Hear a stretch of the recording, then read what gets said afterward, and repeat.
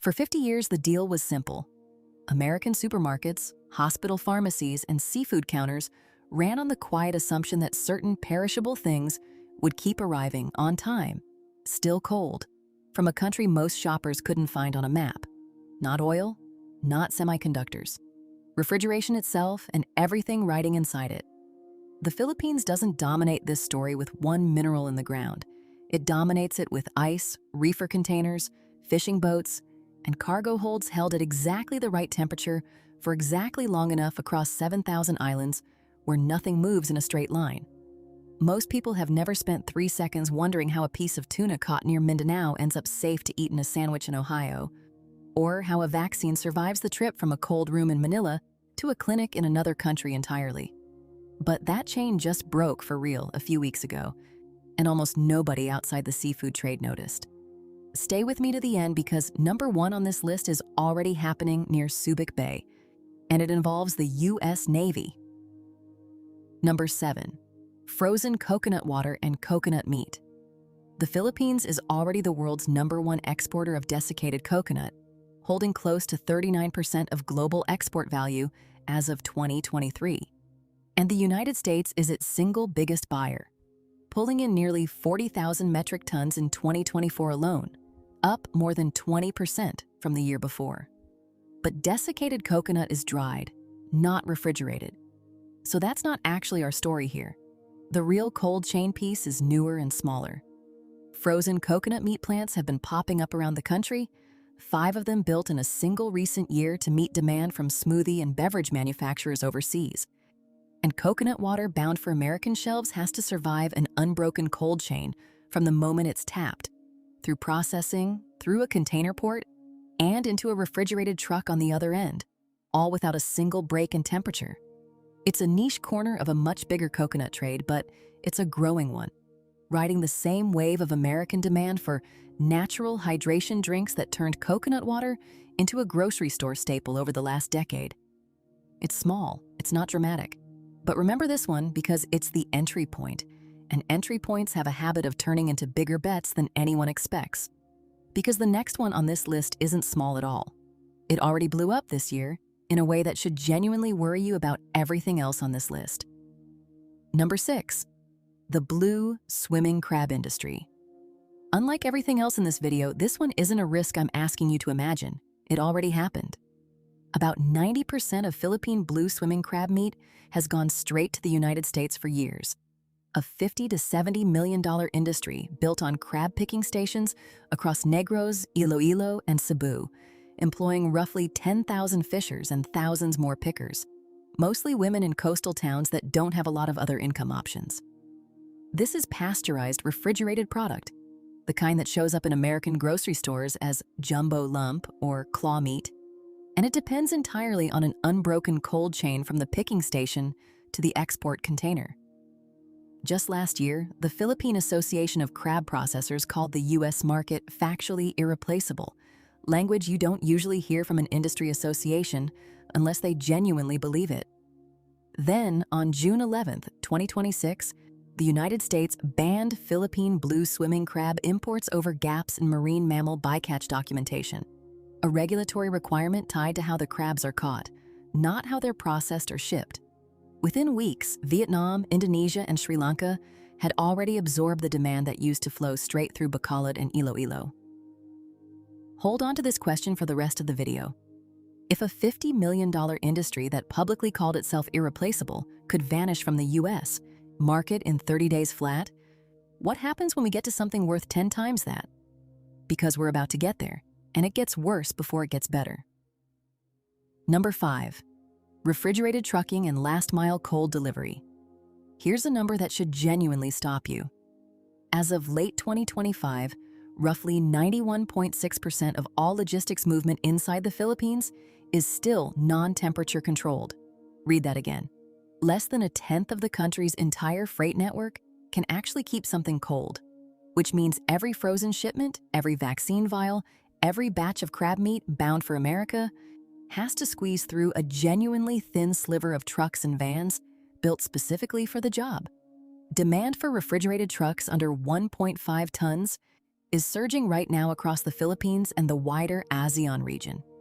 Driven by companies like Cooler Consolidated, an ISO 9001:2015 certified domestic manufacturer of refrigerated vans, AutoKid Truck Solutions, which builds reefer vehicles on Isuzu Philippines chassis, and JMC Cargo, known for compact 10-foot refrigerated vans used in smaller-scale cold chain operations. The country's dedicated cold chain and food storage market is already valued at roughly $1.6 billion, growing precisely because e-commerce, online grocery, and pharmaceutical delivery all need the exact same scarce resource: a truck that can hold a set temperature for hours on flooded, gridlocked roads spread across an archipelago where inter-island shipping is often the only way to move anything at all. Nobody photographs this bottleneck. It's not a fishing boat, it's not a warehouse.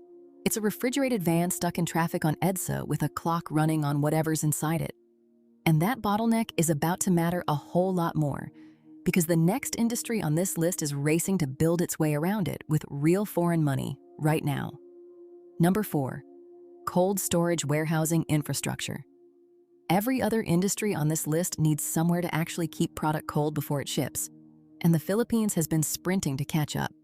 Warehouse storage demand nearly doubled in a single year, hitting roughly 1.37 million square meters in 2024, and cold storage capacity specifically is projected to keep growing 8 to 9% annually for the rest of the decade, according to Macrio Research's ongoing market analysis of the sector.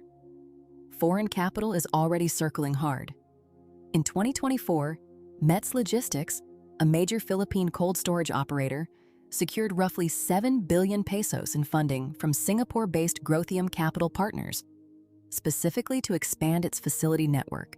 In 2025, Ayala's logistics arm sold a 40% stake to Denmark's AP Møller Capital to accelerate its warehouse build-out, on top of Maersk's earlier pledge of more than $500 million toward Southeast Asian logistics infrastructure. Orca Cold Chain Solutions has built automated facilities with tens of thousands of pallet positions across Luzon and the Visayas, and other operators like Genco Storage and Glacier Megafridge are expanding alongside them, all chasing the same underlying driver. Philippine agricultural exports grew 21.8% year-over-year in the third quarter of 2024 alone, and almost none of that growth is possible without somewhere cold to put the product first. On paper, this is the boring one: warehouses and square footage on a spreadsheet. But remember this section, because some of this exact same real estate isn't being built for supermarkets at all. I'm not going to tell you why yet. We're coming back to it at number 1, and when we do, this boring warehouse story is going to look a lot different. Number 3, Tuna. This is the one most people assume should already be sitting at number 1, and honestly, I get why. General Santos City calls itself the tuna capital of the Philippines for a reason. National tuna production jumped from about 410,000 metric tons in 2023 to nearly 494,000 metric tons in 2024, a rise of more than 20%, and the value of tuna exports surged more than 31% in that same stretch, crossing $514 million. The United States has been one of the top 3 destinations for Philippine tuna for decades, right alongside Japan and the European Union. And General Santos alone supports well over 100,000 jobs across fishing, processing, and canning. None of that fresh or frozen tuna makes it from a boat off Mindanao to a grocery shelf in America without an unbroken cold chain the entire way, from the moment it's landed at the General Santos Fishport complex, through blast freezing, through processing plants, and into the same reefer trucks and refrigerated warehouses we've already talked about. It's the biggest, oldest, most visible name on this whole list. But tuna isn't actually the largest cold chain dependency riding out of the Philippines into America. Something bigger is coming, something growing faster than the fishing industry ever did, and it's a lot more personal than a can on a shelf. It's something that ends up inside your own body. Number 2, pharmaceutical and biologics cold chain. Vaccines, biologics, and temperature-sensitive medications all need an unbroken cold chain from the factory floor to the moment they're in someone's arm. And demand for that kind of storage in the Philippines is already outpacing what the country can currently supply, according to industry market reports tracking the sector's growth. The government's Board of Investments has been actively incentivizing pharma-grade cold storage as a strategic national priority, treating it with the same urgency it treats food security and export competitiveness. This matters to the United States for a specific reason. American pharmaceutical companies increasingly depend on redundant, diversified cold chain networks across Asia because a single point of failure in vaccine logistics isn't just a business inconvenience, it's a public health risk, a lesson the entire world relearned during the pandemic when vaccine distribution became a matter of national urgency almost overnight. Any Southeast Asian hub with reliable refrigerated warehousing, an English-fluent logistics workforce, and improving port connectivity becomes part of that safety net almost by default. This is the exact same logic Europe applied to hydrogen infrastructure a few years back. Lock in reliable capacity early, before demand outstrips supply, and you're negotiating from a position of desperation instead of leverage. The Philippines is still early in this build-out, which is exactly why the investment decisions being made right now matter more than they look like they should. And if you think medicine is the most sensitive thing riding on Philippine refrigeration, I promise you, it's not even close. What's happening right now near Subic Bay has nothing to do with commerce at all, and it's the real reason I told you to stay to the end. Number 1. Cold storage infrastructure supporting U.S. military prepositioning. This is the one with the highest stakes on the entire list because it stopped being about consumer goods a long time ago. It's about America's own supply lines in the Pacific. Industry reporting on the Philippine logistics market indicates the U.S. Navy has been seeking to lease a climate-controlled warehouse facility of roughly 19,000 to 33,000 square meters near Subic Bay or Clark, with plans targeting 2026. If that lease goes through, it would reportedly be the largest U.S. prepositioning facility built in the Philippines since 1992. The year American forces withdrew from their bases there after nearly a century of continuous presence. Military prepositioning depends on climate-controlled storage for medical supplies, perishable rations, and temperature-sensitive equipment. And building that reliably takes the exact same refrigeration expertise, the exact same contractors, and in some cases, the exact same industrial parks that already store frozen tuna and canned crab meat bound for American supermarkets. Go back to what I told you to remember at number 4. That warehouse build-out wasn't just a commercial story the whole time.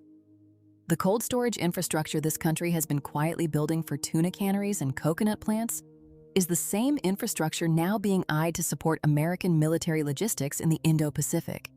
That's not a coincidence. That's what happens when a country builds refrigeration capacity in a location that also happens to sit at the center of American strategic planning in the Pacific. Now zoom out for a second, because this isn't just a story about spreadsheets and warehouse square footage. Behind every one of these 7 industries is a real person. A crab picker in Negros who lost her income overnight in June, a cadet from Iloilo stepping onto a reefer ship for the first time, a fisherman in General Santos hauling tuna onto his back before sunrise, a warehouse worker in Cavite learning to run an automated cold storage system built with Singaporean capital. The crab ban wasn't a policy abstraction. To the roughly 10,000 fishermen and 4,000 to 5,000 crab meat pickers across Negros, Panay, Bicol, Samar, and Leyte, whose livelihoods depended on one single market. That's the tension underneath every chart in this video. Every percentage point of cold chain growth represents a community betting its future on whether American buyers, American capital, and now American military planners keep showing up, or whether this relationship runs the way extractive trade relationships have run before. Valuable right up until the day it isn't. This is exactly why the stakes here go past economics. It's a test of whether a country that built its export economy on catching, growing, and refrigerating things can actually hold on to the leverage that comes with being hard to replace, instead of finding out the hard way, the way the crab industry just did, that irreplaceable is a claim the market tests whenever it feels like it. Get it right, and Philippine Cold Chain becomes something American industries genuinely can't route around. The same way Japanese capital became indispensable to Philippine nickel processing years before anyone in Washington was paying attention. Get it wrong, and it's the same story with a different product and a different country holding the leverage. Here's why all 7 of these keep circling back to the exact same idea. Frozen coconut, blue swimming crab, refrigerated trucking, cold storage warehousing, tuna, pharmaceutical logistics, and military prepositioning. Different industries, different customers, same underlying dependency. An unbroken chain of refrigeration, and the narrow slice of infrastructure keeping it alive. And the country sitting underneath all of it is the Philippines. 118 million people, a coastline built for fishing, an e-commerce sector that grew from $21 billion in 2023 toward $30 billion by 2025, and a cold storage market growing 8 to 9% a year in a country where over 90% of its own logistics network still can't keep anything cold at all. That gap between how much refrigeration this country needs and how much it actually has is exactly where the next crisis or the next opportunity is going to come from. But capacity was never the whole story here. Reliability is. China didn't need to own Philippine soil to build leverage over nickel. It needed to own the smelter standing in between the ore and the buyer. The equivalent choke point here isn't a mine, it's a cold room, a reefer truck stuck in traffic, and the compliance paperwork that decides whether a shipment clears customs at all. The blue swimming crab ban proves something uncomfortable. The weak link in this entire system isn't capacity, and it isn't demand. It's documentation. It's regulatory compliance that can shut down a market overnight, no matter how essential that exporter believes itself to be, and no trade association statement changes that math once the paperwork fails. So here's what to actually watch if you want to see the next one of these coming before it hits the news. Forget the export volume headlines. They'll swing with weather, tariffs, and regulatory findings the way the crab industry's numbers just did. Watch who's actually funding the cold storage build-out, because every peso from Growthium or AP Mahler or the next foreign investor is a bet that this infrastructure keeps mattering for the next decade. Watch the Subic and Clark warehouse lease specifically, because if the US Navy actually signs it, that's the clearest signal yet that Washington sees Philippine Refrigeration as part of its own military logistics, not just a business story. And watch how fast Manila can close the exact kind of compliance gap that just cost it the American crab market, because the same failure could hit tuna or coconut or pharmaceuticals next. And there won't be a warning shot the second time either. If it works, 7 industries built on catching, growing, and refrigerating things get a partner that becomes harder to replace with every year that passes. If it stalls, if the compliance gaps keep opening, if the infrastructure keeps lagging behind demand, the market does exactly what it just did to blue swimming crab. It finds Vietnam or Indonesia or Sri Lanka, and it moves on without looking back.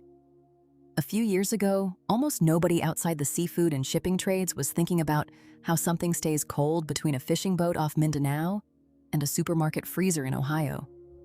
Now it's the invisible thread running from a crab-picking station in Negros Occidental, through a refrigerated truck stuck on EDSA, into a warehouse being scouted near Subic Bay for the US Navy. None of it looks connected until you trace the temperature-controlled chain back far enough. All of it runs through the same archipelago. Is the Philippines actually reliable enough to hold on to this position? Or does the next compliance dispute send another industry to Vietnam the way it just did with crab? Tell me what you'd bet on. And tell me honestly, which one of these 7 caught you off guard? Because I'd bet money it wasn't the one you clicked expecting.